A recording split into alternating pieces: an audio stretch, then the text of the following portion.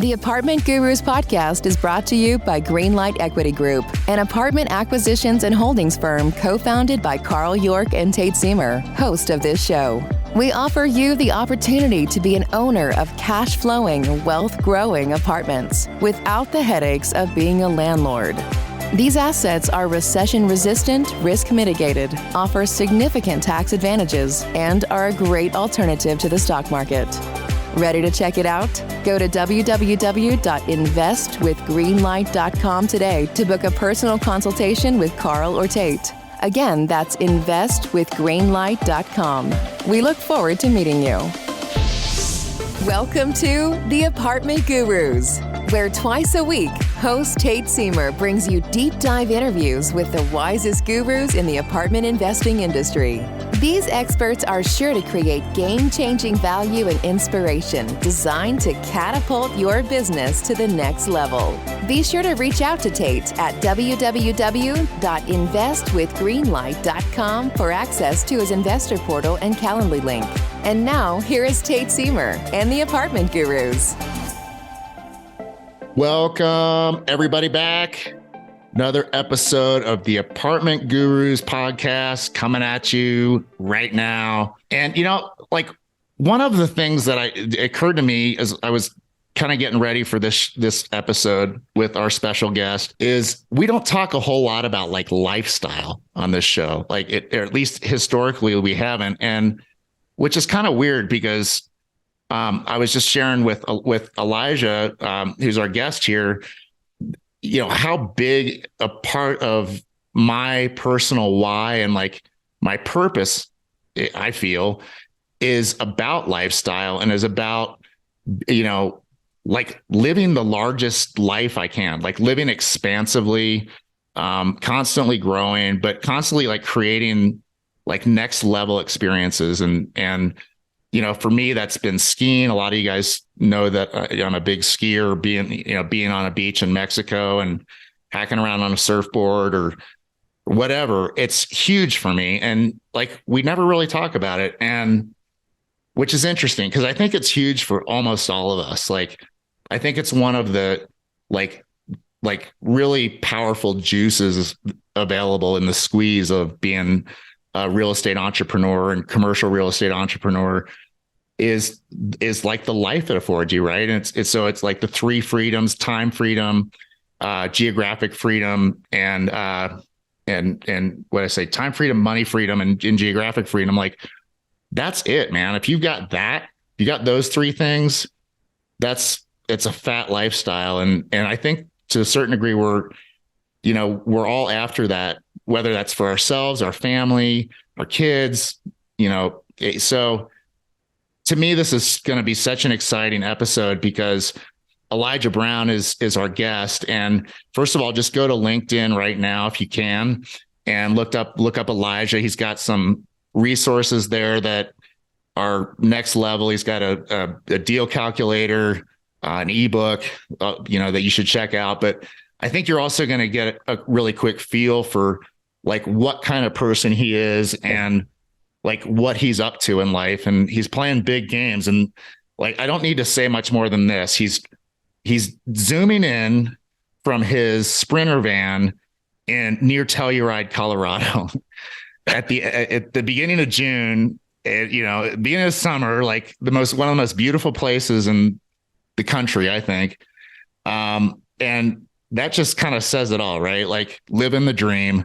So Elijah, super stoked to have you, man.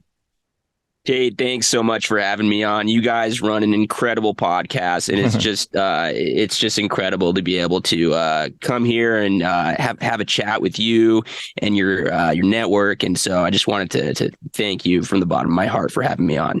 Dude, it's an honor, and I'm really excited, to just dive in and hear all about like how you've done what you've done, what kind of makes you tick, what you're up to now, like what you're creating now. But so GoldHawk Capital is Elijah's company, and $150 million assets under management, over 1,000 apartment units, and over 100 Airbnb units. That's amazing. And like, again, looking at his social media presence, like the resources he's created, you can tell that Elijah is like aligned with who he is and what he's about and his purpose, right? Would you say that's true? Do you feel pretty tuned into like the sense of purpose? I'm trying really hard, and I think I'm on the way to getting there. There's still some work to do. I think it's a journey, man. It's like, it's one of those, I think purpose is one of those things that you can get closer and closer to and like more and more integrated with, but there's always like the next level, and there's always like new aspects of purpose to discover. But I think you're off to an awesome start, dude, living in a Sprinter van. I guess, first of all, just tell me about like, where have you been in the last year in that thing? Like, what kind of adventures have you been able to do? We've been all over. We pretty much started in Myrtle Beach, where my sister lives. We drove all the way across to California. We took a short break to go to Hawaii for a few months, and then we drove down to Baja, Mexico. We drove the whole peninsula, probably stopped at a bunch of the surf spots that you're familiar with, stayed down there for a while, essentially just beach to beach to beach, 4 or 5 nights at each one, which was incredible. And then we drove back up to Arizona so that I could attend a few real estate conferences. And then we actually just got back from a month-long trip to Portugal and Spain, nice. Where we just rented a car and drove across both of those countries. So once we got back, we drove straight to Telluride, Colorado. That's awesome. Have you been to Telluride? Why are you there? What called you there? So actually, my girlfriend has family in the area, so we're partially visiting, partially living, but it's obviously a very beautiful place, and so we're definitely enjoying the summer here. So the we that you referred to is you and your girlfriend. That's correct. Yeah, that's cool, dude. Well, Elijah, just give us a little thumbnail version of, not little, go as deep as you want on any points, but like of, kind of, especially your entrepreneurial journey, which is, I would think to some degree or a huge degree has given you access to what you just talked about, like this amazing year of just living it up. Hawaii, Mexico, Arizona, Telluride, like the list kind of goes on and on. And a couple of those places, just, you have my heart, like Hawaii, the island of Kauai in general. And then Mexico has like gotten really special to me. But like, you've got this created lifestyle and self-determined lifestyle. So how did you do that? Like, kind of take us from where you think the beginning is and get us up to date. I can't wait to hear this. Yeah, didn't happen overnight. It was a lot of envisioning something, making goals, working backwards, and just trying to take, a step one day at a time to get there. Now we're here, which is awesome. But it really started 7 or 8 years ago. I was still in college. I'm 27, but I was still in college. I was going on I was going through like investment banking recruitment. And I got really lucky and found an internship at a hedge fund. So I was like, I'm going to go trade stocks and be like Wolf of Wall Street and be a cool guy and make a lot of money. And I quickly realized that after working there for a little bit, that life was not really for me. And it wasn't really aligned with the kind of lifestyle that I had envisioned for myself. And so one week I fell down a YouTube rabbit hole, watching channels like BiggerPockets, Stephan, Kris Krohn, Pustejovsky, and started learning a lot about rental properties and real estate.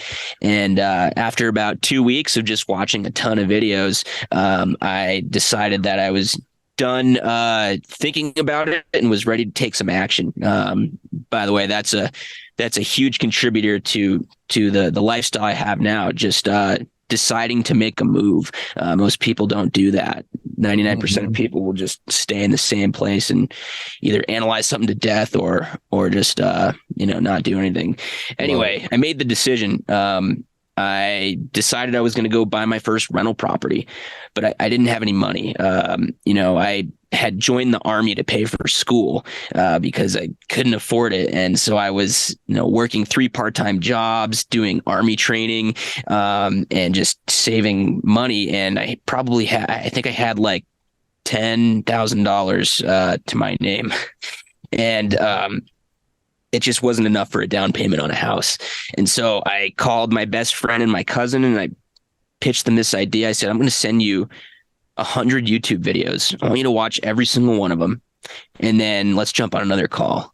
And they did. And I said, I want to buy a rental property. Are you guys in or not? And they both agreed to put up the remaining cash and provide the credit needed to co-sign on the loan. And we went and we bought our first single family house for $140,000 in Orlando, Florida. And we put a tenant in there for like $1,200 a month. And that was the first deal. And so that's where it all started. That's so cool.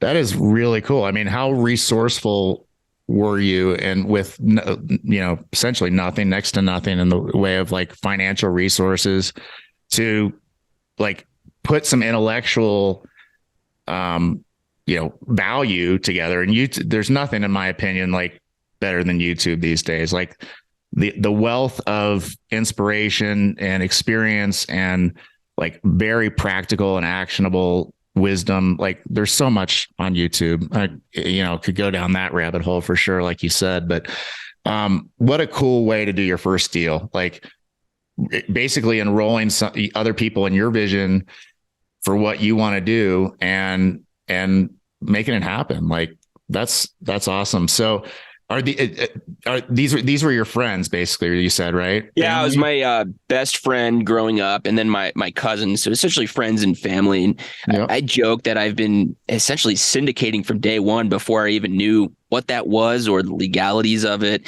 And it's funny because to this day, I have never bought a property or an asset by myself. I have always brought in partners or syndicated or raised money in some way to do these deals. I think at some point I would like to have a portfolio of my own, but it's I love partnering up with people because that allows me to go bigger, and bigger deals have bigger potential for profit. So. Yep, for sure. I mean, and multifamily, especially, we say this all the time. It's a team sport, right? Like there hardly any deals, especially 100 plus, 150 plus units, get done by a solopreneur. Like it's just not something you see. It's a partner setup. It's 2 partners or, 2 groups, like even like partnering on a deal. My company, Greenlight, we're partnering with a group out of Cincinnati on a 30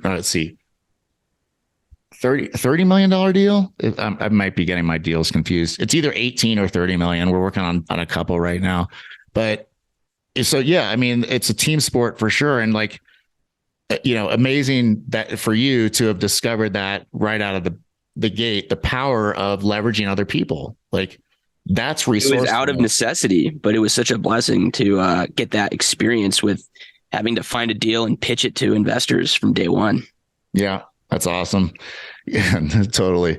Okay, so take us from that first deal. By the way, how'd you end up in Florida on that one? So it's funny. So Kris Krohn, who was one of the YouTubers that I was watching, he owned some kind of company that would essentially you'd pay them a fee and they'd help walk you through your first deal. They would connect you with the broker and the property manager. They'd help you put the pieces in place. And, part of their strategy was providing market research. And so they came to us with 3 different markets: Orlando, Memphis, and Indianapolis. And they said, choose one of the 3 based on what you want. Do you want more cash flow, more equity growth, or a blend of both? And we ended up going with Orlando because we thought it had the highest potential for equity growth. Yeah. And certainly. So what year was that? This was 2017. Yeah. I mean, yeah. Look at what's happened in Florida and Orlando in the last 6 years, 7, whatever that is. So you guessed right on that, huh? Yeah. We've had about 10 full cycle exits so far. And, a bunch of those have been in Orlando where, we're hitting 30 to 100% IRRs. And, I can't take credit for it. I haven't been around to invest in a market crash. Like I wasn't investing in 2008. So we got very lucky with a great market. We timed it right, and we were able to return significant capital to our investors. And those exits, are those, I know you started single family, or you now into Airbnbs, but you've done significant. We only did 4 single family deals. So we did a bunch of those Orlando deals. I then had a mentor at my job. So I ended up getting a job out of college at a real estate investment trust, a very large one.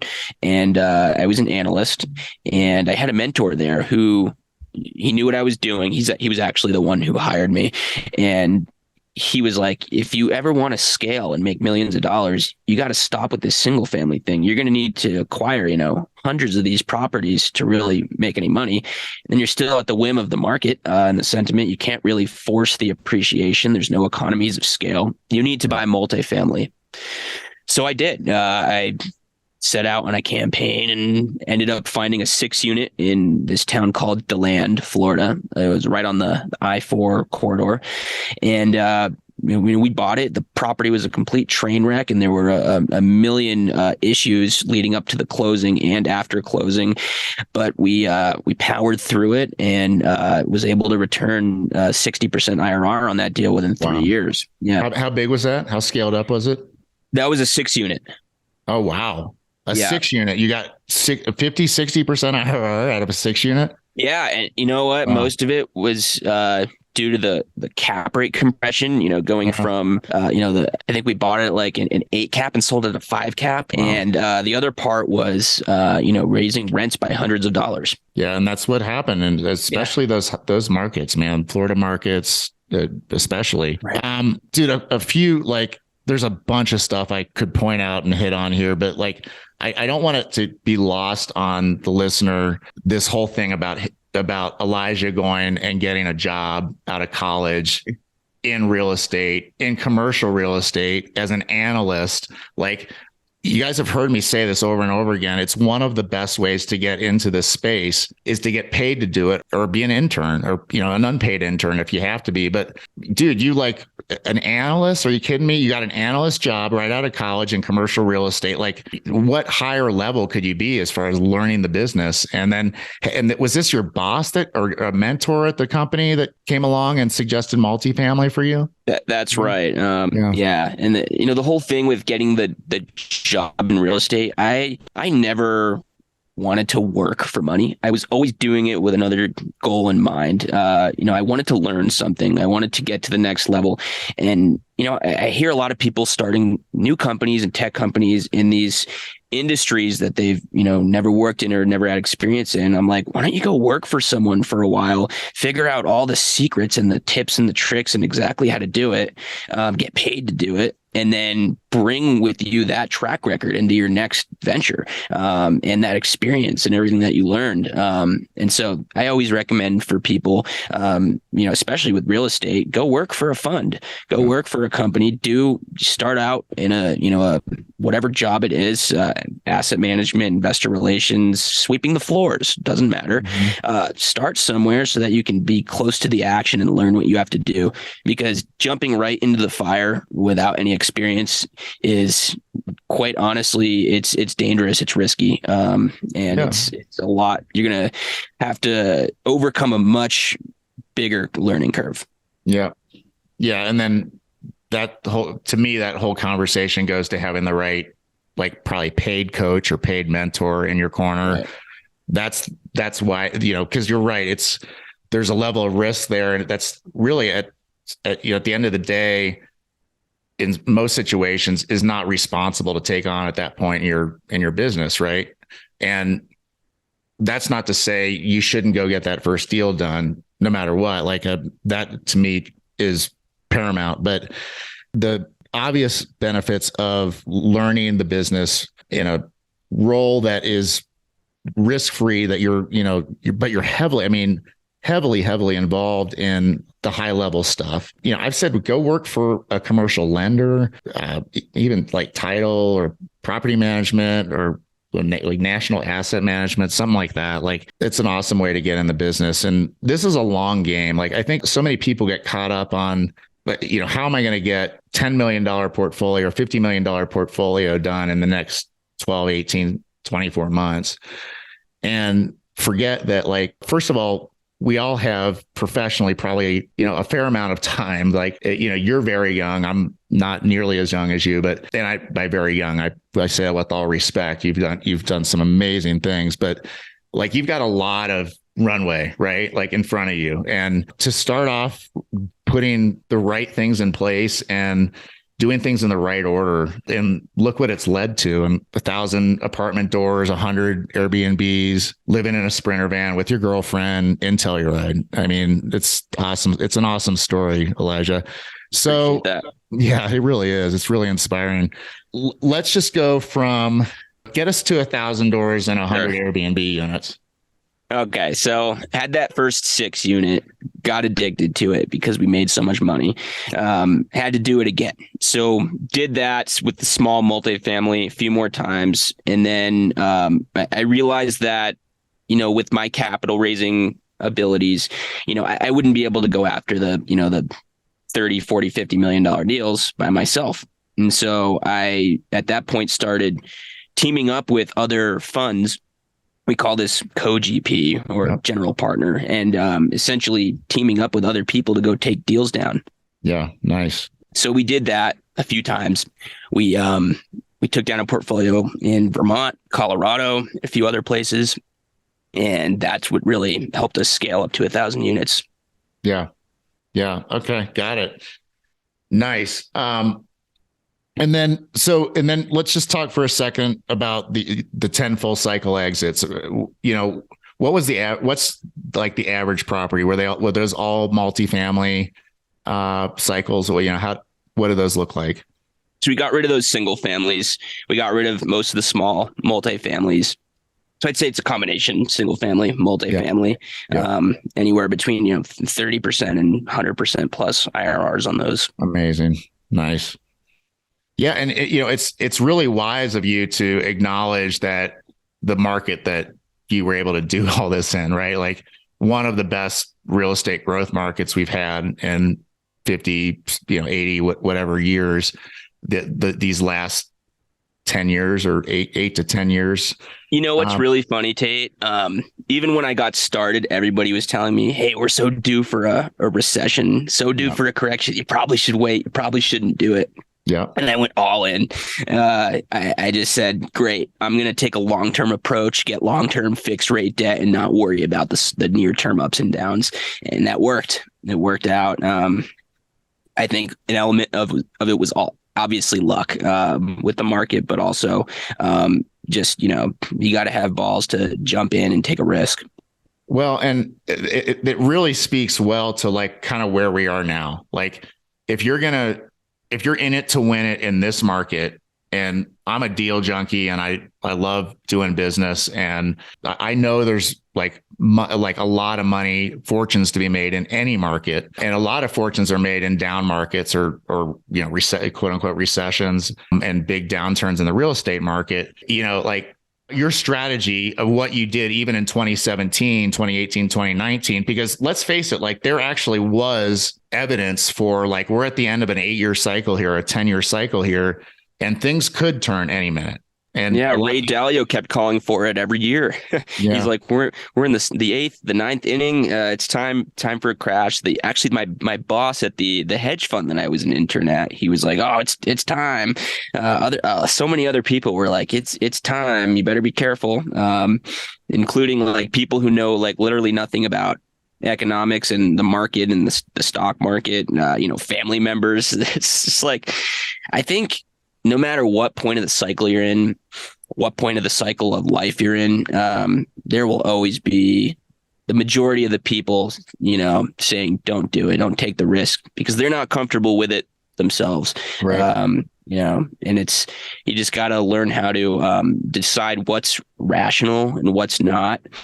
and then, do the research for yourself. And, the people who make it in this world, they don't do it by sitting out and waiting for a better time to invest. They take action, and they do everything they have to do to mitigate the risks and to overcome the obstacles as they come up. Yep. Yeah. And, listeners, like, go back 5 minutes and listen to what Elijah said about how he did those deals even in 2017. He was protecting his downside by doing good deals with fixed rate debt and just making, like, buying good properties that, and I'm going to expound on this a little bit here, like deals that cash flow in place, at current rents or at current market rents. Like if you can get them to where it's going to cash flow in place and you have a good business plan for that, to me, that's acceptable as well. But like just really solid, good deals. And this isn't, to me, like we're here at the end of May, beginning of June of 2023. Currently, we are probably in a pretty tough buy cycle still, because we had the proverbial crap has not hit the fan yet in terms of a lot of loans maturing, a lot of interest rates adjusting. And, a lot of people think, and a lot smarter than me think, that this next, 6 to 12 month at least period is going to be we're going to see some of the best opportunities that we've seen in 12 years. And so if you figure out for you what, your acceptable buy box is, what you need to have in a deal to make it a home run or a good deal or a doable deal, something that you're going to write an LOI on, go out and figure out how to acquire and take it down and run it. There's a little bit of a recipe here for success. And to me, ultimately, it's like, it kind of comes simply down to like doing deals that pencil without like this extravagant business plan and not playing the appreciation game, which is why I'll just add this. I live in Utah. I love Utah. I love the Utah real estate market. And at the same time, it doesn't even begin to fit our model of what we're looking for in multifamily, because I can't cash flow anything here. I can't break even here. I could buy something and fund the, debt service for 2, 3, 4, 5 years, ride the appreciation wave, do really well doing that. But that's not the game we play. And there's a lot of reasons for that, and that gets into our whole investment thesis. But, so yeah, I mean, just again, Elijah, I think you've kind of cracked the code on a lot of this stuff. And, you made a really good point that I'd like to jump in on about a minute ago about how, we might be looking at, some rough times ahead. Prices might come down more before they go up. They're already down 20 or 30%. We don't know, in August, when the banking financials come out for Q2, we've got a number of bank failures that happened, when the interest rates went up, treasuries plummeted, and a lot of those banks are struggling. And we already know of, at least 3 or more failures. Those numbers will come out, and that will cause panic in the markets. If the Fed decides to do more rate increases, that will cause panic. But you know what I'm doing as an investor? I'm not sitting out. A lot of people are sitting out. I'm looking for those incredible opportunities. In fact, I'm buying them right now. I'm closing on deals right now that are at 20, 30% below what they were 6 to 12 months ago. The market is distressed, and this is probably the best opportunity that you'll have for the next 20 or 30 years to buy property. And so we're on the offense, and we're partnering up with great sponsors. Since all those deals went full cycle, my business model has transitioned from actively managing stuff to more of a passive investor type of role. And I raise capital to invest passively as well. Mm-hmm. But we're now partnering up with really experienced sponsors with a great track record to take down some of these unique opportunities. Some are very large opportunities at huge discounts. Mm-hmm. That's awesome. So I kind of want to dive into that for a second. You say you're doing deals, closing deals, your pencils are anything but down, like you're going for it. We are too. That's where we are. And we see the same things, like just there's good opportunities right now, like in this market to be had. And listeners, that's something for you to hear too. Like and guess what? Like Elijah said, there's a fair number of people sitting this out, including a lot of private equity and institutional equity that used to come into the Charlottes and the Dallases and the Tampas and those Phoenix, like those uber competitive, real estate markets, and buy stuff at a cap rate in the high threes and like make it impossible for us to compete for those deals. And they're not buying right now. A lot of them largely aren't buying right now, and they're not even out looking right now necessarily. So it takes it, my friend Neil Bawa talks about some of these markets, like Dallas is a good example of like a syndicator can go back in and compete for some of those big, nice, and, institutional level properties that they were just getting shut out of before. And this is all before like things get really distressed, assuming that things go and get more distressed, like you were kind of alluding to. I'm a wired optimist, and like, just kind of how I roll, but I do think that this is massive opportunity. And I think the people that are like working hard at sharpening their saw, getting their partnerships ready, getting their capital ready, and my coaching clients or my mastermind, like those guys are busting their butt right now, and they're writing LOIs right now for sure, but they're also largely building what they need to build to be really big players in 3 months, 6 months, 10 months kind of thing. So, for listeners, I think that's where I would say big picture, kind of your head needs to be, and like your focus, like, as much as anything, kind of be getting ready for, to pounce on some home runs that you very well may have access to. Agreed. And I also, at the same time, I don't want to sound like the crazy risk taker. Like, I don't want to discredit all the measures that we're taking to take risk off the table, because the reality is that, we're in an unknown environment right now. We don't know what's going to happen. Some of the things we're doing, we're using a lot less leverage, or we're paying down notes. We're not doing full cash out refinances. We're going down to 50% loan to value in some cases, get that cash flow up, lower chance of default, with long-term fixed rate loan, so that we can ride out this storm for 5 or so years.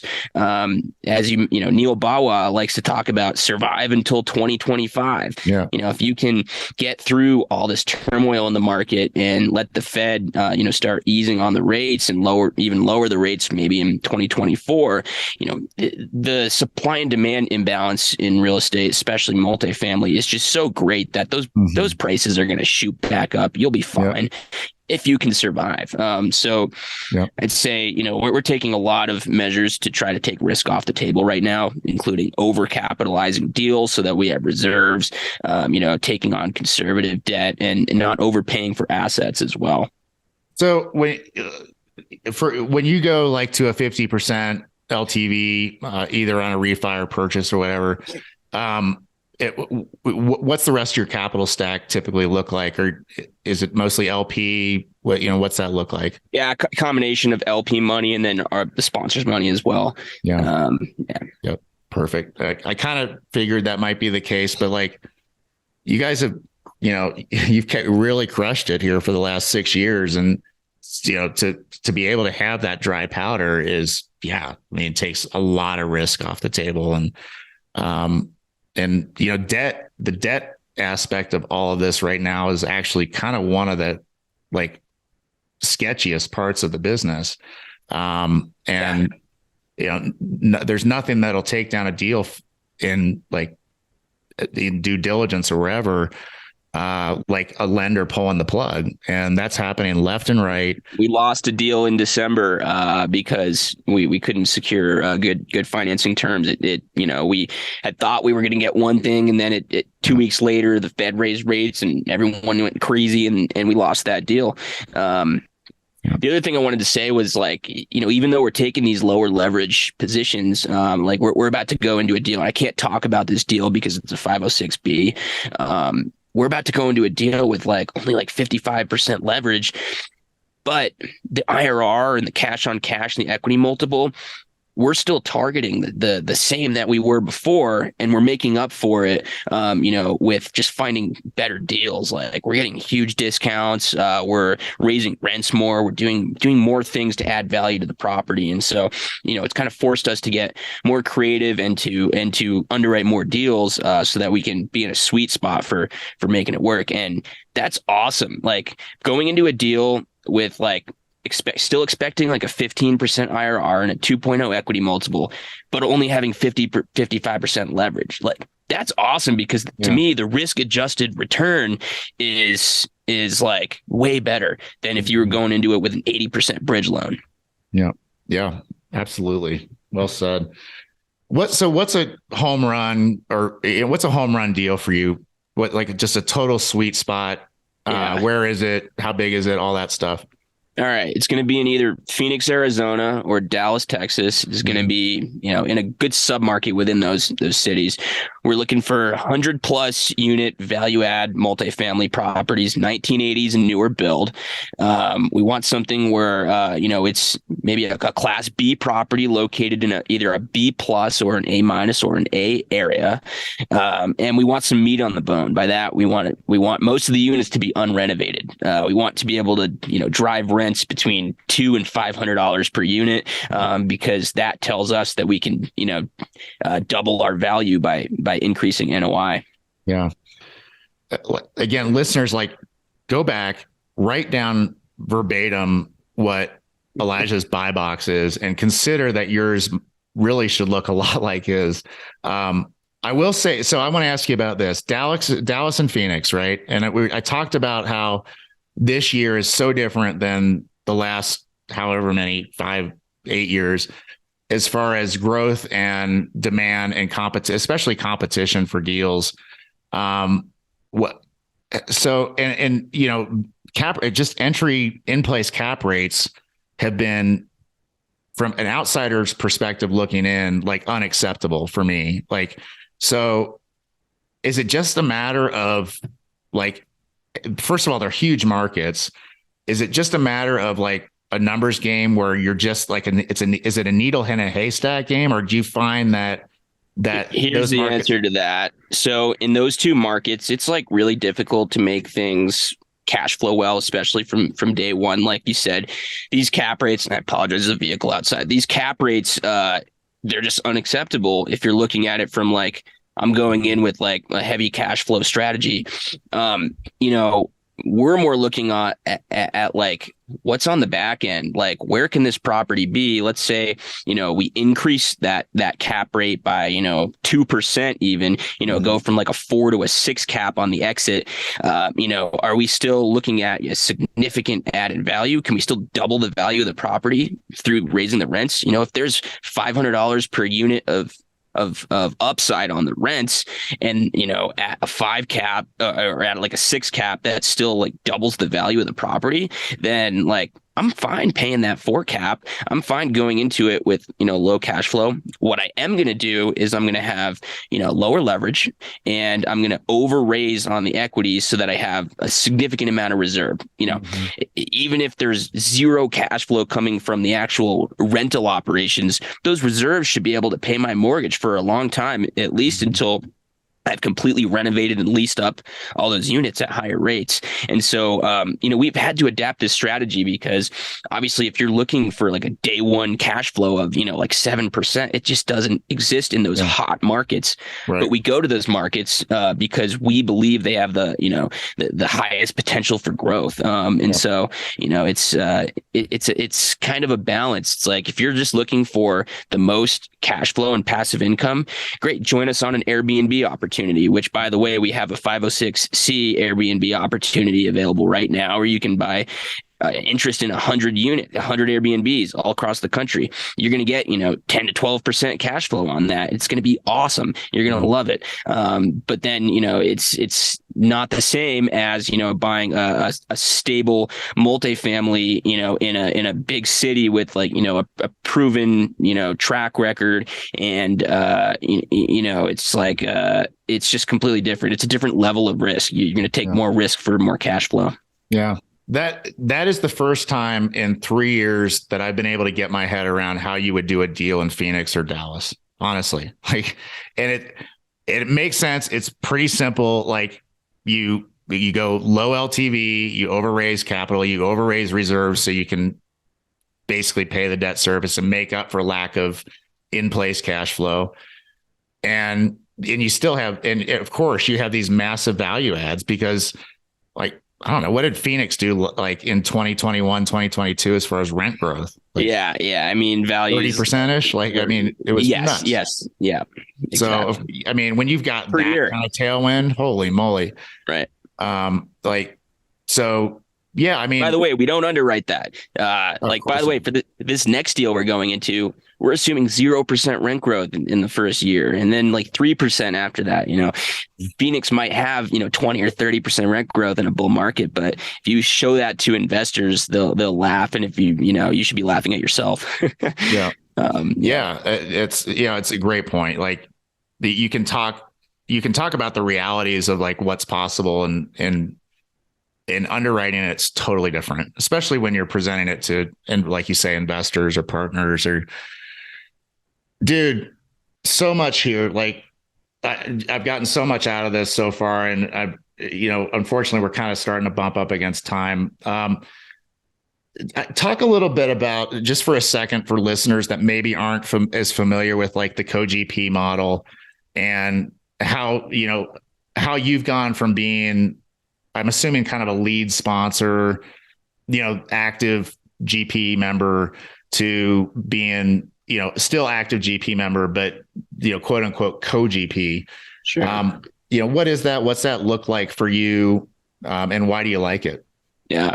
It's in the beginning, I was slinging these deals by myself, finding properties, negotiating with the bank, finding investors, finding property managers, renovations, everything. I was doing it all, and you burn out. And you realize that if you want to really scale the portfolio, you need to focus on what you're good at, and then partner up with other people to kind of get to that next level and put a big deal together. So, the next evolution is co-GP. Essentially what that is when, the actual manager of the deal allows you to, join the operating agreement as a manager of the deal. You are part of the management. We call that the sponsorship of the deal, where, you are playing some type of material role. And by the way, if you're just capital raising, some would argue that is illegal, that you're acting as a broker dealer. You probably need to have some other type of significant role within the operation. Yeah. And so, you partner on these deals, and that allows you to essentially, I guess, outsource other components of the business that, you're not as good at, or, that you don't want to spend your time on. For example, I brought my underwriting and investor relations experience to another team who was already doing asset management and, capital raising as well. And so we partnered together, and we were able to go after much bigger stuff. It gets to the point where for some of these larger deals, sponsors can't really have 10 or 15 co-GPs on those deals, because then it appears as if people are just, taking fees in exchange for capital raising, which, as I mentioned, is illegal. And so, what a lot of people have started doing is what we call a fund of funds model, where, you go and you set up your own completely separate LLC, you raise money within that LLC, and then you use that LLC to write a check to the actual deal. And so that's a way to do it. And usually those checks are large. It's not just a $50,000 investment. You raised capital. And so maybe you're writing a $2 to $5 million check. We like to do somewhere in that range, and you're negotiating terms. So, typically the sponsor will go and they'll take a percentage of the profits at the end of the deal. Let's say it's like 40 or 50%. Well, if I'm writing a $5 million check, there's no way that's happening. I'm going to get 90% of the profits. The sponsor will get 10% of the profits. And then I'll pass along most of that benefit to the investors within my own LLC. Obviously I have to take fees for myself as well. But that is essentially what my main model is now. So I do those special purpose, completely separate LLC fund of funds, where I raise money separately and then write a big check for a great sponsor, someone like Rise 48 Equity or, REM Capital, Lone Star Capital, these bigger groups. And then, I'll make my own fees within my own fund. There are also fund of funds that do multi-asset, multi-sponsor. So more of like the traditional kind of like a mutual fund of real estate where you'll raise, $100 million in your separate LLC, and then you'll deploy that in a diversified way across multiple deals. And so right now I'm focused on the single deal, single fund structure. But that, I think the goal in the next few years is to eventually have a discretionary pool that I can, invest in, what I want without having to pitch a new deal for every single, investment. So. Nice. That's awesome. So, we're right up against time. There's so many things I want to ask you and talk about. We'll have to have you back on, honestly. I really feel that, Elijah, but I'm going to issue a challenge. Can you in 30 to 60 seconds say what you think the essence to success in investor relations is? Yeah. Trust. There you go. You have to get people to know you, to like you, and to trust you. Don't start the conversation talking about money and deals. You have to meet someone, find common ground, essentially, start a relationship with them as if, you're their friend. And, you have to establish some type of rapport. And they teach this in the military too, within the civil affairs. I'm a civil affairs officer in the reserves. And, you have to get someone to like you and to trust you. At that point, then you can be like, by the way, what I do. I've got this deal coming up. It seems like we've built a good relationship. Would you, trust me and come in for, $100,000 on this deal? And they're way more likely to invest. Mm-hmm. Yeah. Have you just, I know you've got downloadable assets. You've got your calculator, your ebook. Is that kind of how I know there's lots of ways to build that base, but have those things been a big part of that? Mostly my posting on LinkedIn. I offer a lot of, free educational real estate stuff on LinkedIn. I post about 3 times a week. And then I also offer, the ebook guide for, passive income and multifamily. I've got the free Excel model with a video tutorial. You can find links either on my LinkedIn or on the website, GoldHawk.us. But yeah, the best way to, to start, learning from me or to find links to contact me and set up a free meeting with me, LinkedIn is the best place for that. So, but you just took us right where I wanted to go, which is how listeners can interact with you, learn more about you, maybe even invest with you. And you've got so much value add stuff just on your LinkedIn page or in profile. So start there, listeners. Elijah Brown at LinkedIn. I think you'll be really stoked that you make this connection. And there was a lot in this episode, and I'm pretty lit up, as I'm sure listeners and you can tell. This was just very inspiring for me. And amongst other things, I can tell you're a great guy and you're up to big things, and you've got a sense of it, adventurousness. There it is. Adventurousness about you that really resonates with me. So dude, thank you so much, Elijah. This has just been awesome. It was my pleasure. I really appreciate you having me on. This was a great chat, and we'll definitely have another one. Yeah, we will. Let's, 6, 8, 10 months down the road, we'll circle back up and talk about the last few deals you got done and sure changes in the market and all that good stuff. So awesome stuff. Listeners, thank you guys. We love you guys and are just super grateful for the opportunity to get to add value to you and your business. And, we're plugging along. I think this is like episode 202 or 203. And so we hit the 200 mark and moving forward twice a week. So come back and listen to another episode of the Apartment Gurus. And until then, take care. This has been the Apartment Gurus with Tate Siemer. If you enjoyed this episode, be sure to subscribe and leave a rating and review on your favorite podcast platform. To contact Tate, go to www.investwithgreenlight.com for access to his investor portal and Calendly link. He loves to hear from you and thanks you for being a valued listener. Just a reminder that you are the guru. See you on the next episode of the Apartment Gurus.